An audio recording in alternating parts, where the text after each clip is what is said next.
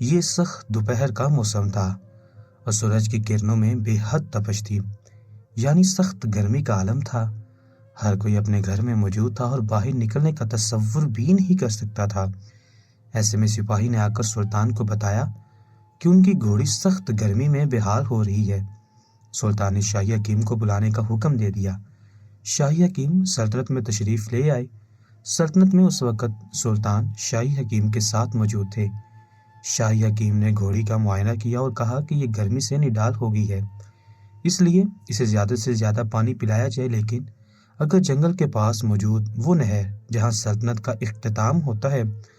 اگر اس نہر سے اس کو پانی پلا دیا جائے گا تو اس کی حالت بہتر ہو جائے گی، کہ اس نہر میں بہت سی جڑی بوٹیوں کا پانی شامل ہو جاتا ہے اور پہاڑوں سے پانی چونکہ شامل ہوتا ہے اس لیے اس میں شفا موجود ہے۔ چنانچہ جس بھی جاندار کو وہاں سے پانی پلایا جائے تو وہ شفا یاب ہوگا۔ سلطان نے جب یہ سنا تو کہا کہ کیا میں اپنی گھوڑی پر سوار ہو کر اسے وہاں لے جا سکتا ہوں،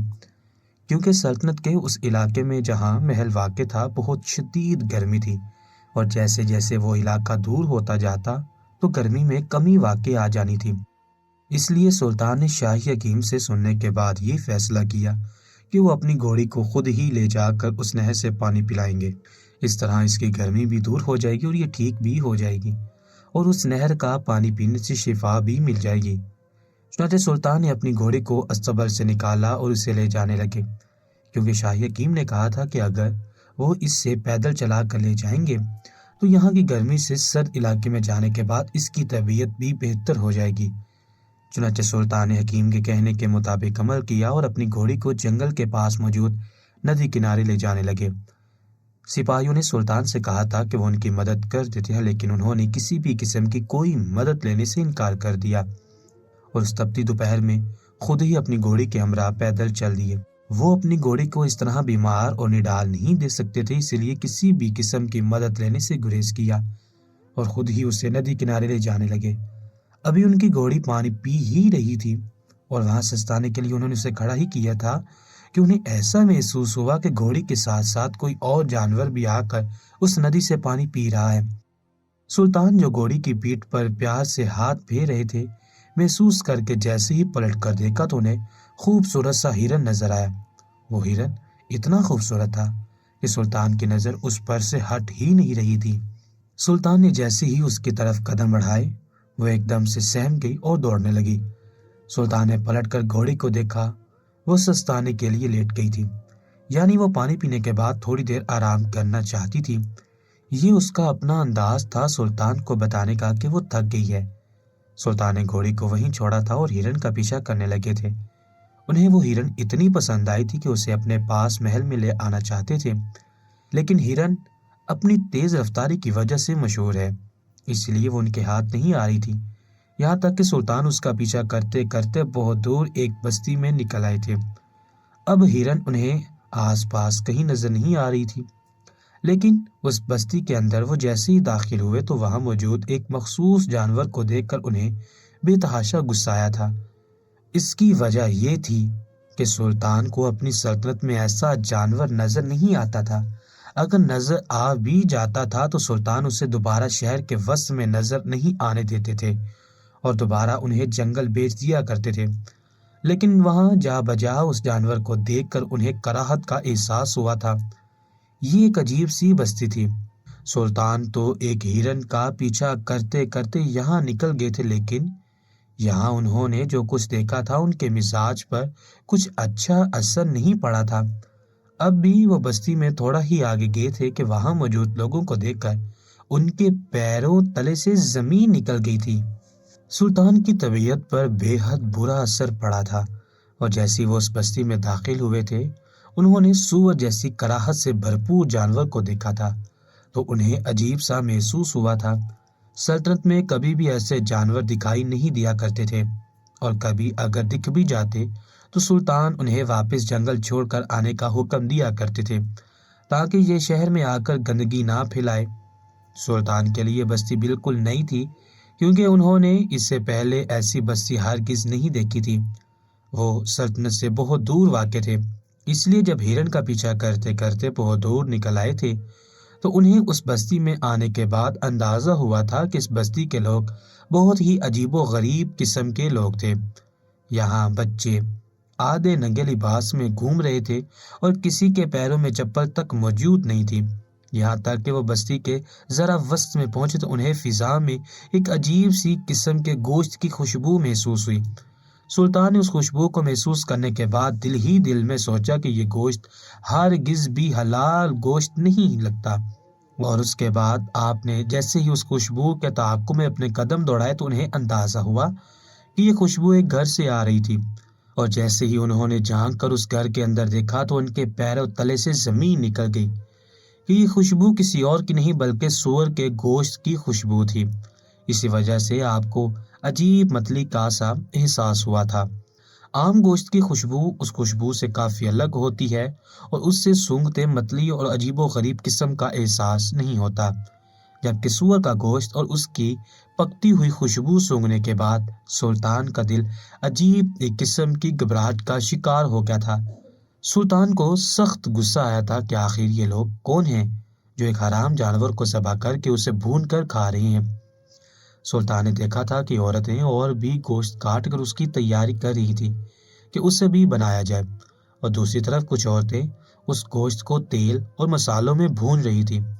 سلطان حیران رہ گئے تھے۔ اس سے پہلے کہ وہ پوچھتے کہ یہ سب کیا ہے اور یہ سب کون لوگ ہیں، وہ کون سے مذہب کے ماننے والے ہیں، کیونکہ کسی طور یہ لوگ مسلمان نہیں لگ رہے تھے، بلکہ اس بستی کے ہر قدم پر عورتیں اسی گوشت کو پکا رہی تھیں، اور لوگ اس انتظار میں تھے کہ کب یہ پکوان پک جائے اور وہ پیسے دے کر یہ پکوان خریدتے ہیں اور اپنے اپنے گھروں کو جائیں۔ اسی اثناء میں سلطان کے پاس ایک شخص گزرا تو سلطان نے اسے روکا اور پوچھا کہ یہ لوگ یعنی اس بستی کے رہنے والے کون سے مذہب کے ماننے والے لوگ ہیں؟ اس شخص نے سلطان کی طرف دیکھا اور کہا کہ ہم سب مسلمان ہیں اور یہاں سب کے سب مسلمان رہتے ہیں۔ یہ سن کر سلطان کے اوسان خطا ہو گئے کہ یہ کسی طور طریقے سے مسلمان لگ رہے تھے۔ ان کی عورتوں کا لباس عجیب ڈھنگا سا تھا اور وہ کھانا بنانے کے ساتھ ساتھ دنیا جہاں کی برائیاں کر رہی تھی، بغیر سر ڈھانپے کھانا بنا رہی تھی، اور یہاں تک کہ وہ کھانا بنانے کے دوران دعائیں پڑھتی، وہ تو حرام گوشت پکا رہی تھی، اور سب لوگ شدت سے انتظار کر رہے تھے کہ کب انہیں کھانا ملے اور کب وہ حرام گوشت کو لذت کے ساتھ کھا سکے۔ یہاں تک تو سب ٹھیک تھا۔ سلطان نے مشکل سے اپنے غصے پر قابو رکھا تھا، لیکن جب انہوں نے کہا اس آدمی سے ان تمام لوگوں کے مذہب کے متعلق سوال کیا تھا اور جو کچھ اس شخص نے جواب دیا تھا، تو سلطان کا خون ہی کھول اٹھا تھا کہ یہ لوگ کیسے مسلمان تھے۔ اللہ کی واضح آیات اس چیز کے بارے میں ہیں، اور انہوں نے اس قدر اسے جھٹلایا کہ ہر گلی کوچے میں یہ جانور ذبح کیے جا رہے تھے اور پکائے جا رہے تھے۔ نہ جانے کوئی جشن منایا جا رہا تھا کیا بڑی تعداد میں یہ جانور ذبح کیے گئے تھے۔ سلطان کو ان کی شکل دیکھ کر یہ عجیب کراہت کا احساس ہوا تھا۔ ان کے گوشت کے پکنے کی بو سونگتے ہی سلطان کو بے تحاشا گھبراہٹ محسوس ہوئی تھی، لیکن یہ گھبراہٹ اس غصے سے بہت کم تھی جب انہیں یہ پتہ چلا تھا کہ یہ لوگ مسلمان ہیں اور یہ لوگ سور کا گوشت کھاتے ہیں۔ اس سے پہلے کہ سلطان اس اجنبی کو پکڑ کر اس سے مزید کچھ پوچھتے، انہوں نے ایک اور منظر دیکھا تھا، اور یہ منظر دیکھ کر سلطان کا دل چاہا تھا تو زمین پھٹے اور اس میں وہ سما جائے۔ اصل میں ہوا یہ تھا کہ اس بستی میں ایک گھر کا دروازہ ہلکا سا کھلا ہوا تھا، یعنی گھر کے مکینوں کو معلوم نہیں تھا کہ گھر کا دروازہ کھلا ہوا ہے۔ معمولی سے شور کی آواز پر جب سلطان نے اس گھر میں جا کر دیکھا تھا تو ان کے پیروں تلے سے زمین نکل گئی تھی اور ان کے ہوش اڑ گئے تھے۔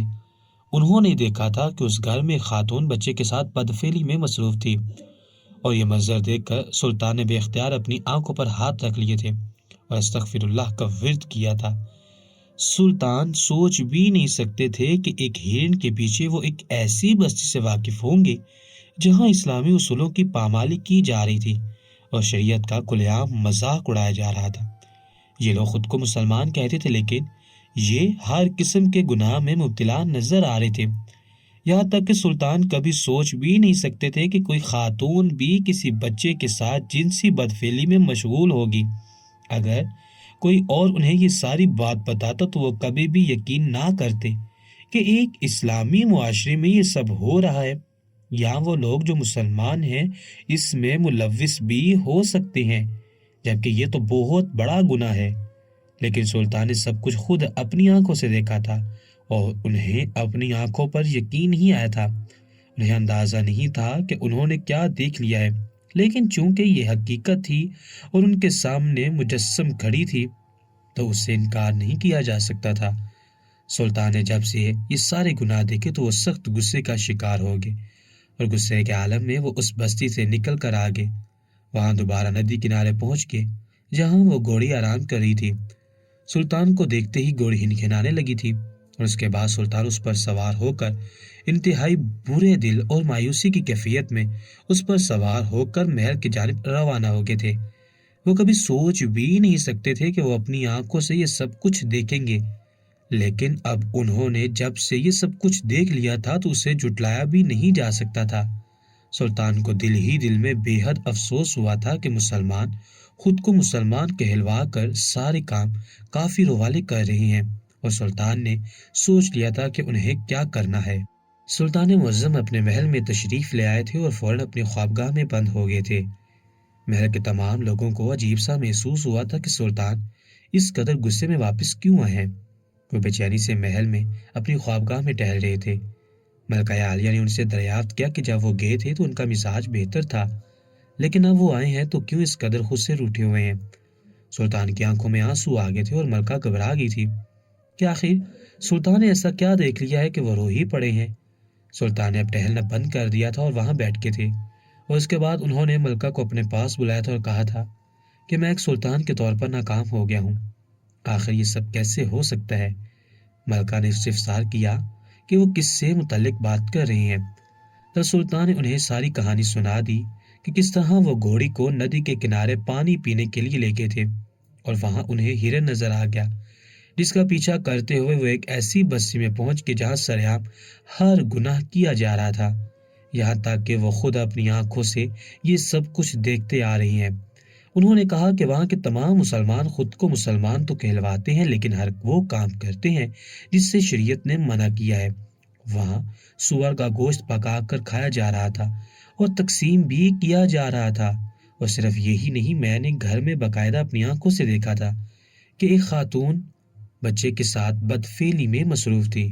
اور اسے کوئی کچھ بھی نہیں کہہ رہا تھا، یعنی یہ وہاں کے لیے ایک عام سی بات تھی۔ اور شرم کی بات تو میرے لیے یہ تھی کہ جب میں نے راستے میں ایک اجنبی کو روک کر یہ پوچھا کہ ان کا مذہب کیا، تو انہوں نے بتایا کہ یہاں کے رہنے والے سب کے سب مسلمان ہیں۔ اب تم ہی بتاؤ کہ مسلمانوں کے نامال کی وجہ سے اللہ کو میں کیا منہ دکھاؤں گا کہ اپنی سلطنت میں ہونے والے تمام گناہوں پر میں ہاتھ پر ہاتھ رکھ کر بیٹھا رہا اور کچھ بھی نہ کر پایا، اور لوگ گمراہی کا شکار ہو گئے۔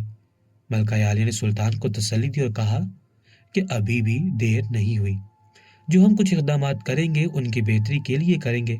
چنانچہ سلطان نے ملکہ عالیہ کی تسلی سنتے ہی دربار میں جانے کا فیصلہ کیا، اور اسی وقت انہوں نے اپنے سپاہیوں کو کہا کہ ابھی اور اسی وقت سپاہیوں کا لشکر تیار کیا جائے اور سلطنت کے اختتام پر جو بستی شروع ہوتی ہے جہاں ندی کنارے وہ اپنی گھوڑی کو پانی پلانے کے لیے لے گئے تھے،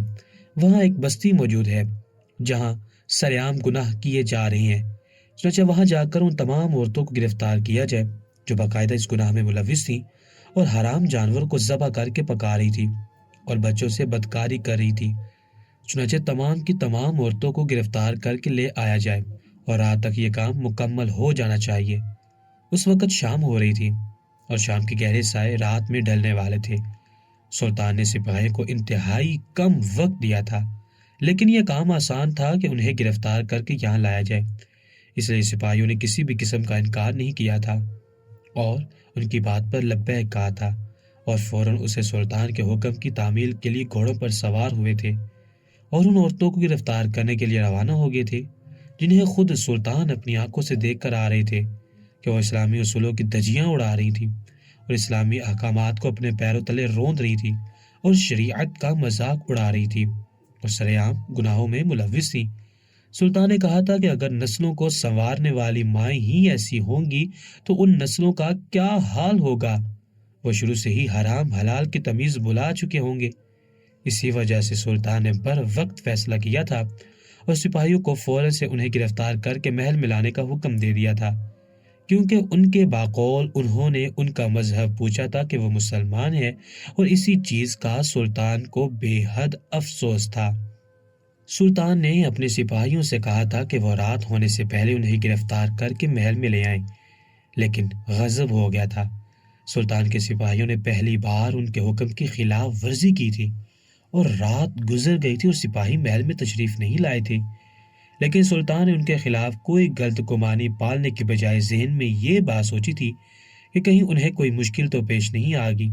حالانکہ انہیں سپاہیوں پر بے حد غصہ تھا کہ وہ ان کی بات کو صحیح سے سمجھ نہیں سکے تھے، اور ابھی تک ان عورتوں کو گرفتار کر کے نہیں لائے تھے جو اسلامی اصولوں کے خلاف اپنی زندگی گزار رہی تھی۔ سلطان کو ان کی نسلوں کی بہت فکر تھی، اور ویسے بھی وہ اپنی رعایا کو اس حال میں نہیں دیکھنا چاہتے تھے کہ ان پر ایک بھاری بوجھ تھا۔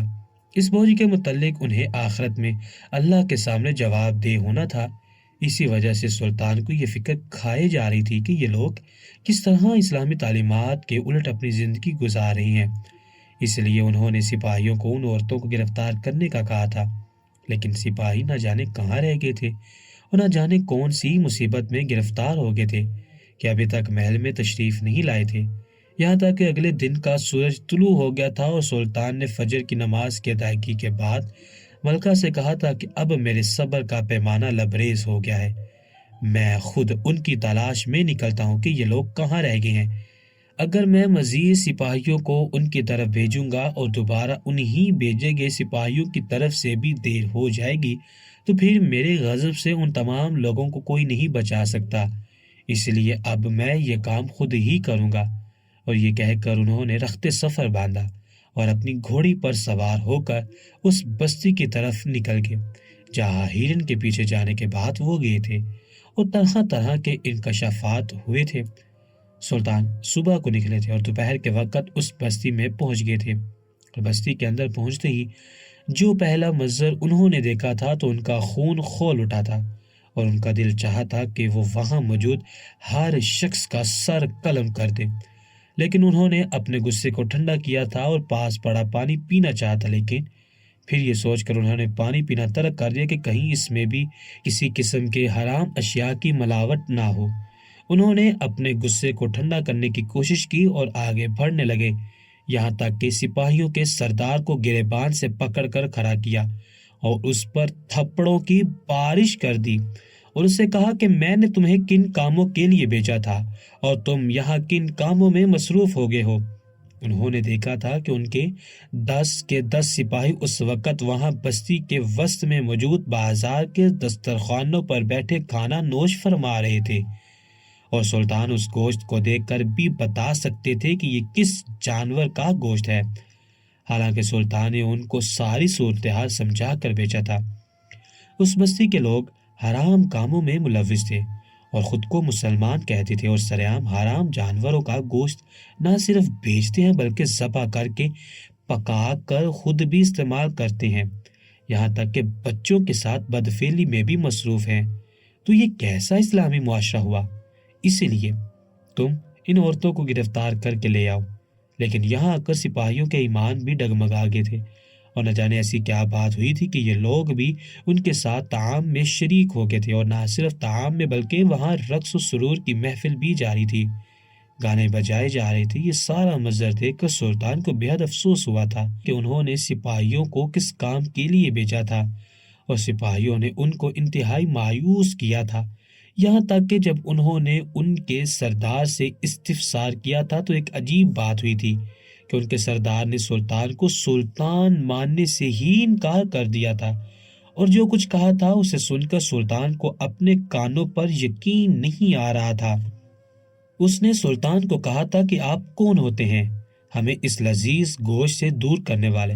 ہم آپ کو نہیں جانتے، اور آئندہ اگر آپ نے ہم پر ہاتھ اٹھانے کی کوشش کی تو ہم یہ بھول جائیں گے کہ ہمارے سامنے کون موجود ہے، ہم بھی اپنی طاقت کا استعمال کریں گے۔ اور سلطان کو اندازہ ہو گیا تھا کہ یہاں سے بھی اسلامی تعلیمات کی دھجیاں نہیں اڑائی جا رہی بلکہ اور بھی بہت کچھ ایسا ہے جو ان کی نظروں سے پوشیدہ ہے۔ چنانچہ سلطان نے سپاہیوں کو ان کے حال پر چھوڑا اور پہلی فرصت میں ہی اس بستی سے نکلنا غنیمت جانا اور محل میں جانے کے لیے گھوڑی پر سوار ہو گئے۔ اب معاملہ ہاتھ سے نکل چکا تھا، لیکن ان کو یہ اندازہ نہیں ہو پا رہا تھا کہ ان کے سپاہیوں کے دماغوں کو کیا ہو گیا ہے، ان کے سپاہی کیوں اپنے ایمان سے ڈگمگائے ہیں۔ اب یہ محل جا کر اپنے وزیر سے مشورہ کرنے کے بعد ہی کوئی قدم اٹھا سکتے تھے۔ وہ جیسے ہی محل میں پہنچے تھے، انہوں نے ہنگامی بنیادوں پر وزیر کو اپنے سامنے پیش ہونے کا حکم دیا تھا اور اس کے سامنے ساری صورتحال رکھ دی تھی۔ اس کے بعد وزیر نے سلطان سے کہا تھا کہ سلطان معظم، یہ مجھے کوئی اور ہی معاملہ لگتا ہے۔ اگر وہ لوگ مسلمان ہوتے اور ان کا ایمان کمزور ہوتا،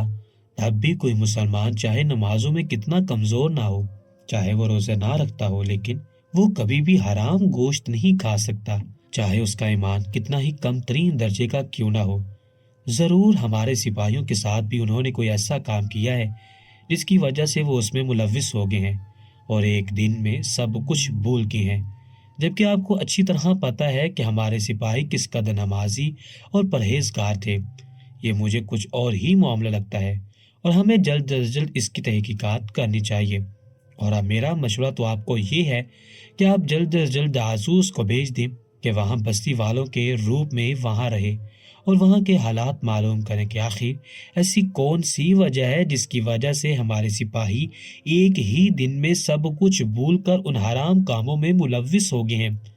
سلطان نے فوراً سے جاسوس کو بھیج دیا تھا۔ وہ بیس بدل کر اس بستی میں گیا تھا اور ابھی وہ وہاں گیا ہی تھا کہ اس نے وہاں ایک عجیب منظر دیکھا تھا۔ اس نے دیکھا تھا کہ وہ تمام عورتیں جنہیں سلطان نے گرفتار کرنے کا حکم دیا تھا، ان سپاہیوں کو ایک خاص قسم کا مشروب پیش کر رہی تھی، اور تھوڑی دیر بعد ہی وہ سپاہی اپنے ہوش و حواس سے بیگانہ ہو گئے تھے۔ اب جاسوس کو علم ہو گیا تھا کہ وہ سپاہی کیوں حرام کام میں مبتلا ہو گئے تھے، کیونکہ یہ خواتین انہیں ایسا مشروب پیش کرتی تھی جس کے بعد انہیں اپنے ہوش و حواس سے بیگانہ ہونا پڑتا تھا، اور پھر جو کچھ کہتی تھی ان پر عمل کرنے کے لیے وہ تیار رہتے تھے۔ یہی وجہ تھی کہ وہ جب اس حرام گوشت کو کھا رہے تھے تو انہیں قطعاً علم نہیں تھا کہ وہ کیا چیز اپنے پیٹ میں بھر رہے ہیں۔ لیکن جاسوس کو ابھی تک یہ وجہ پتہ نہیں چل سکی تھی کہ یہ عورتیں یہ کام کیوں کر رہی ہیں۔ اس مقصد کے لیے وہ بستی میں تھوڑا آگے گیا تھا، یہاں تک کہ اس نے پاس کھڑے اجنبی سے معلوم کیا تھا کہ یہاں کا سردار کون ہے۔ اس نے بتایا تھا کہ یہاں کا سردار اس وقت بستی میں موجود نہیں، لیکن وہ ابھی تشریف لے آئے گا۔ اور اسی دوران ایک شور بلند ہوا تھا۔ تمام لوگ شور کی طرف بڑھے تھے۔ معلوم کرنے پر پتہ چلا تھا کہ وہاں کا سردار آ گیا ہے۔ جاسوس نے ان کے سردار کو دیکھا تھا تو اس کے پیروں تلے سے زمین نکل گئی تھی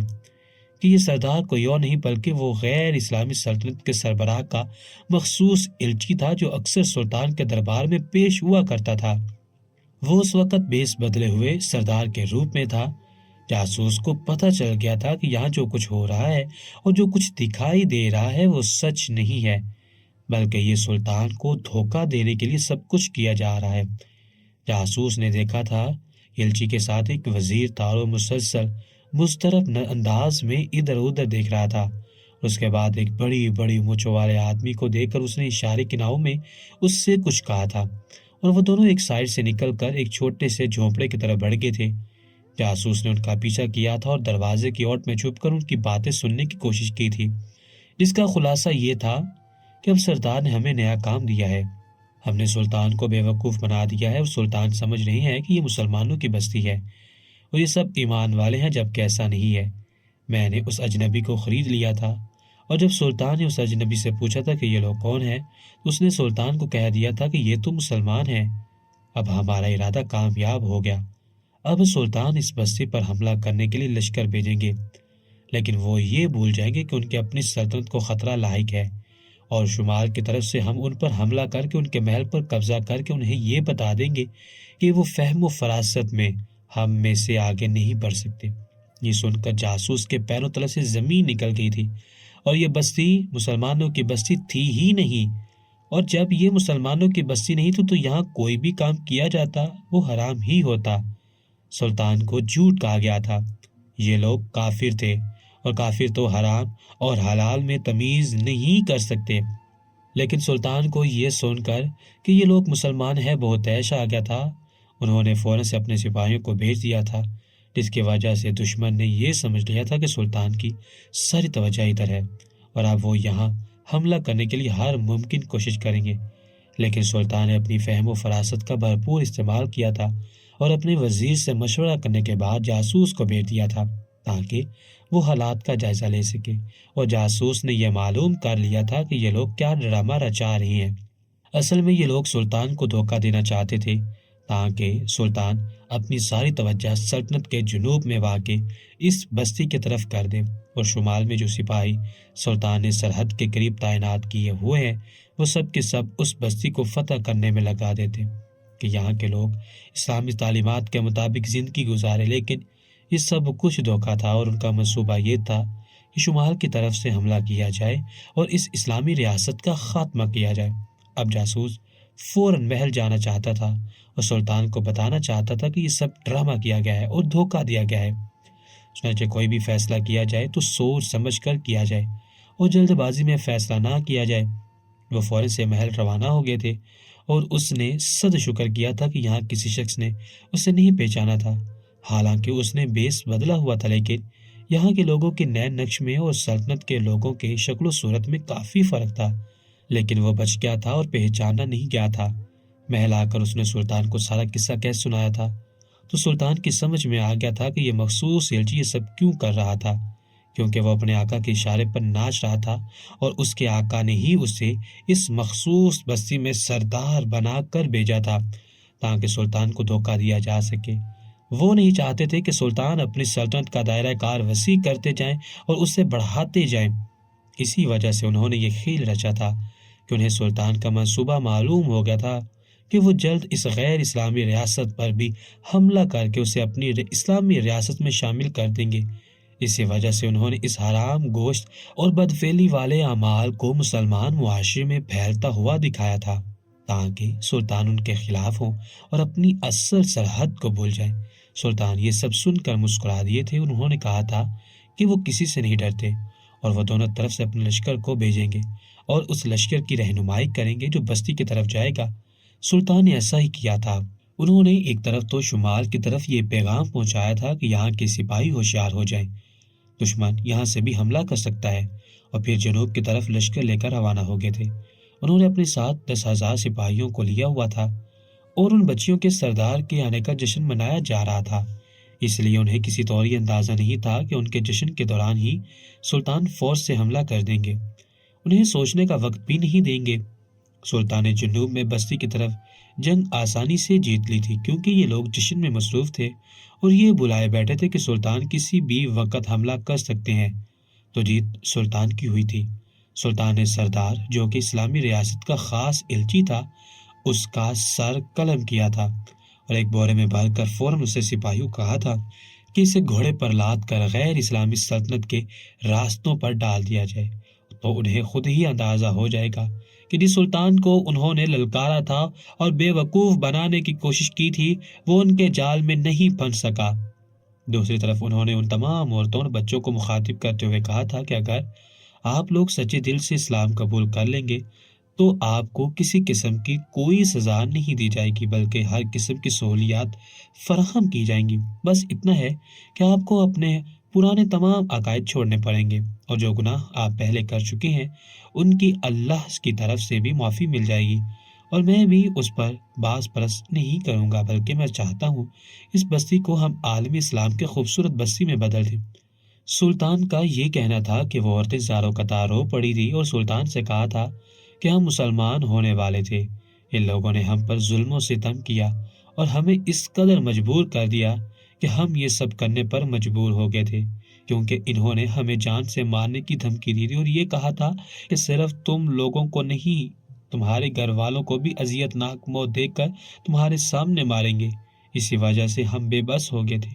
اس کے ساتھ ہی انہوں نے سلطان سے بیعت کر لی تھی اور اسی وقت کلمہ شہادت بلند کیا تھا اور کہا تھا کہ ہم اپنے ایمان کی دوبارہ تجدید کرتے ہیں کہ ہم نے جو کچھ غلط کام کیا اللہ ہمیں معاف فرمائے اور ہمیں کافروں کے خلاف فتح نصیب فرمائے۔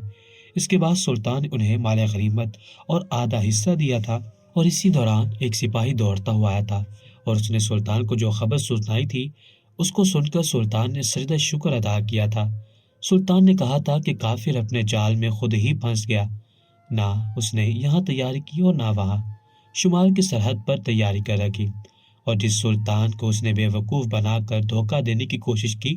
وہ اس دھوکے میں خود ہی پھنس گیا۔ اس کے ساتھ سلطان نے تمام لوگوں کو خبر سنائی کہ شمال کی طرف سے جو غیر اسلامی ریاست قائم کی جا چکی تھی اب اس کا خاتمہ ہو چکا ہے، اور سلطان کے سپاہیوں نے اس پر پرچم لہرا دیا ہے۔ یہ سنتے ہی تمام لوگوں میں خوشی کی لہر دوڑ گئی تھی، اور سلطان نے بے تحاشا اللہ تعالیٰ کا شکر ادا کیا تھا کہ جو 2 دن سے ان کے اندر بے چینی تھی اور مسلمانوں کی بستی پر وہ خون کے آنسو رو رہے تھے، آج وہ سب کچھ اس فتح کی صورت میں انہیں معلوم ہوا تھا کہ ایسا کچھ بھی نہیں ہے، بلکہ مسلمانوں میں اب بھی جذبہ ایمانی باقی ہے۔ پیارے ویورز، اگر آپ کو ہماری یہ کہانی اچھی لگی تو ہمارے چینل ناولز ٹی وی کو سبسکرائب کریں، ساتھ لگے بیل آئیکن کو بھی ضرور پریس کریں تاکہ اس طرح کے قصے اور کہانیاں بر وقت آپ تک پہنچ سکیں۔ شکریہ۔